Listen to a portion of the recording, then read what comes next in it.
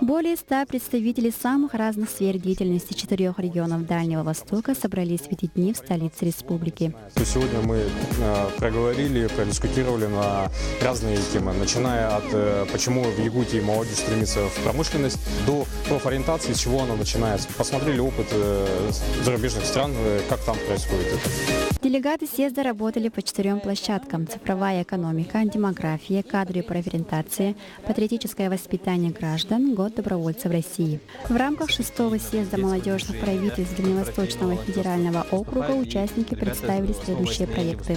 Создать определенную школу, где учащийся вместе с родителем будет проходить обучение по созданию бизнес-проекта и стать участником рыночных отношений нашего города, страны или Дальнего Востока. Я представляю проект «Дорогами памяти», на который в этом году был выигран грант на его реализацию. И, собственно, этот проект состоялся уже в 3 регионах Дальневосточного федерального округа: в Еврейской автономной области, в республике Саха, Якутия. Он состоялся 2 сентября, а также 22 июня он состоялся в Хабаровском крае.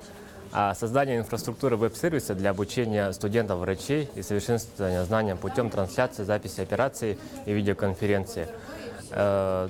Цель аннотации самой этого проекта – это теоретической части обучения, переход на практическое обучение путем создания инфраструктуры для трансляции, записи операций, ее хранения, проведения онлайн-видеоконференции. Повзаимодействовать, погенерировать какие-нибудь идеями, и, возможно, к концу этого съезда у нас зародится новый проект, который мы сможем тиражировать не только на Дальневосточный федеральный округ, а также на другие субъекты Российской Федерации.